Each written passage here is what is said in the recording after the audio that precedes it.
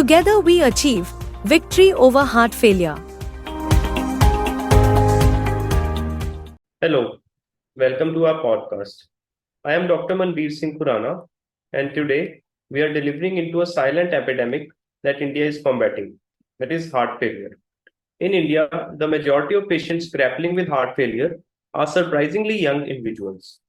It's a common occurrence to witness young individuals seeking medical assistance for heart failure, unlike the Western countries where heart failure is predominantly a disease of elderly. Now let's break down 5 essential highlights into heart failure. Firstly, what does it mean when a doctors tell you that you have heart failure? When people get a diagnosis of heart failure, they think it's the end of their lives. The term heart failure can seem very frightening, but it simply puts your heart is struggling to pump blood efficiently as it should.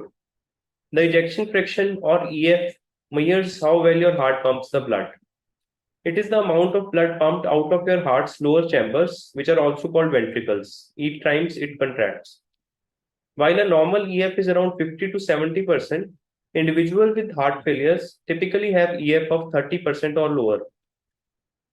Secondly, why are so many Indians affected by heart failure? The genetics play a significant role.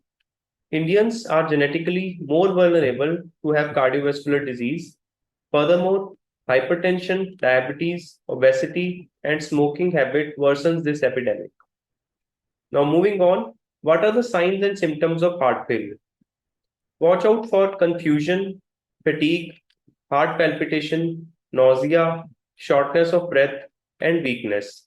There is also loss of appetite or vomiting. The number 4 point, how can we protect ourselves from this disease? Our heart works incredibly hard to keep us alive.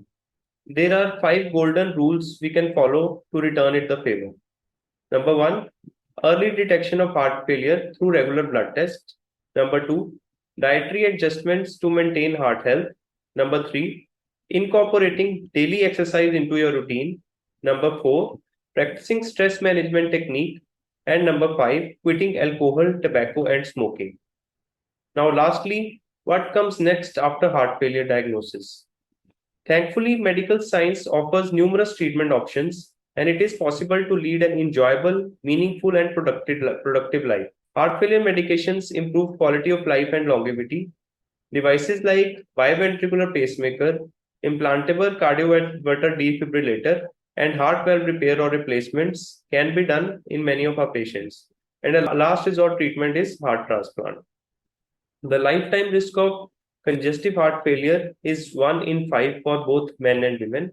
Remember, awareness and proactive measures are key to combating this silent epidemic. Thank you.